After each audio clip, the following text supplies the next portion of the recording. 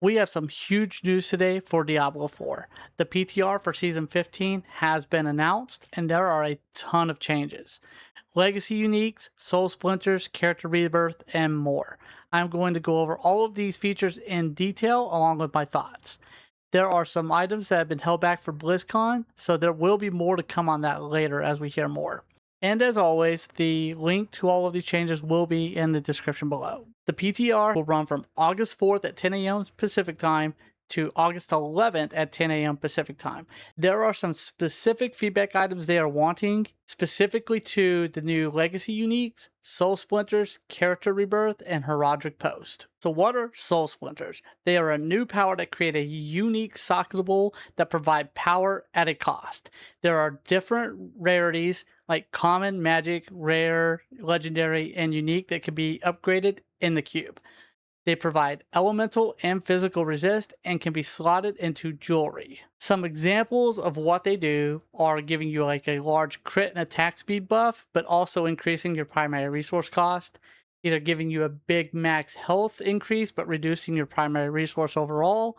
More materials, golden experience, but weak and invulnerable permanently. They sound like they could add a lot of potential power if you are willing to take on the cost for those. The next one is challenge dungeons. The PTR will not have the final feature for this, but there will be a portal in the overland where you can fight some fearsome bosses. You can fight bosses up to 3 torments above your character for big time rewards. So the challenge dungeons sound really cool and fun to do. I'm just wondering how strong the bosses will be. If we're already on Torment 12 and we're going 3 levels up, would that be equivalent to Torment 15? Would that be like 125, 130 in the pit? That can make for some really challenging boss fights. So I'm really interested to see how this goes. So another feature that they're adding in Season 15 is Overlord Ambush.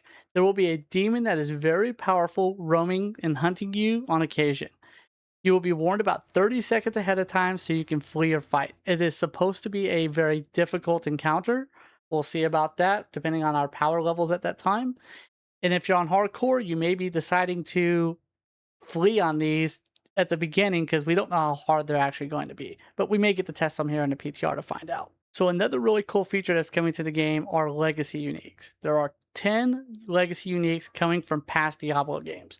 There's 5 for all classes, and then there's 5 that will be a mix of other classes. They are permanent to Diablo 4, so Eternal and seasonal characters will be able to have these. Some examples for all classes are Leoric's Crown, Nemesis Bracers, Ring of Royal Grandeur, Stone of Jordan, and Scorched Blouse. So some of the examples for multiple classes, and I may mispronounce some of these, Auroric's Needle, the polearm for Barbarian, Druid, Spiritborn, Henry's Prequisition, it's an offhand focus for Sorcerer, Necromancer, Warlock, Engeum, it's a one-handed sword for Barb, Druid, Rogue, Necro, Paladin, Warlock, the Furnace, a two-handed mace for Barb, Druid, Necromancer, Paladin, and Warlock. And then Messerschmitt's Reaver, it's a two-handed axe for Barb, Druid, Necromancer, Paladin, and Warlock. They are typical in power and utility to uniques, and the affixes remain reminiscent of original powers, but adjusted to fit current itemization. This one seems really cool, and I'm always glad to see new gear in the game to mix up all the builds and to help create new ones. So I'm excited to see what these do in the future. Another huge update that they're making is they listened to our feedback on this, are mythic changes. There will still be crafting at the cube, jeweler, and blacksmith. The cube, though, will now have a direct upgrade for mythics. So it will keep everything that's on your current mythic as is. Everything on it will stay. The only downside here is you can only wear one mythic that is crafted through the cube this way. The jeweler will still do what it does now. It's a random for the slot that you choose, and you can still equip as many as you want. It will not have a crafted tag. The blacksmith can now do iconic and mythics, valid for your class, and will not have the crafted tag at all. Unique versions of iconic mythics are also going to be available. So this is going to be a huge upgrade for people that have been looking for those iconic mythics and have to hope that they drop. Well, now you have a higher chance of at least getting a starter version of those while you're working to get your main mythic version. Now, they've been teasing us with the next one for quite some time. Mythic unique charms. So there are going to be mythic unique charms officially in the game starting next season.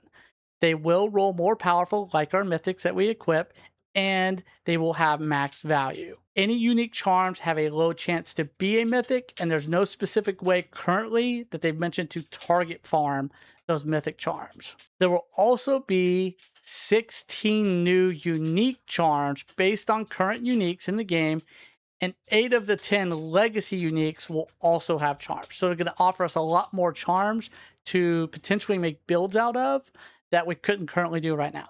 All right, everyone. The next one is one I think we've been asking for since the beginning of seasons. We had it in Diablo 3, character rebirth. Finally, we can rebirth our characters for seasons. Class, name, appearance, and state, normal or hardcore, will stay the same. Cosmetic preferences, including transmog and pigments, mounts and accessories, pets, portals, headstones, all of that will carry over. Before using Rebirth, though, you must move all of your gear and items from that character to your Eternal Stash for safekeeping. You will receive a warning before you click Rebirth that any retained items will be lost on Rebirth, giving you the option to remove all items or destroy them instead. You won't be able to use Rebirth until your character has no items left equipped or in the personal inventory. So again, this is a huge upgrade. I'm glad that they're finally offering this. I do think it's a little bit of a headache to have to remove all the gear because I don't even care about my Eternal characters. I just leave that stuff there. But still, the fact that we have it is awesome. And last but not least on this, and I think this is another cool addition to the game. I don't know why it took them 15 seasons to add this, but we're getting it now. The Heraldric Post. It's basically a one-way mail system for Diablo IV to deliver rewards and messages directly to our accounts. During the PTR, you'll receive an early commemorative reward to help test the system before Season 15. The Heraldric Post will occasionally contain important deliveries directly to your account, carrying rewards, supplies, and commemorative items to you. The way Blizzard put it, this is a one-way P.O. box straight from the ether. So there you have it. These are all of the currently listed feature changes for Season 15. I am really excited about the legacy uniques to see what kind of builds we can come up with those. And Soul Splinters do sound like they could be fun with the risk-reward type gameplay. Are you excited for Season 15? What is your favorite change coming? Let me know in the comments below. And please make sure to check out the link for all of the patch notes. And while you're there, make sure to subscribe for more Diablo and game content. Thanks for watching. Until next time.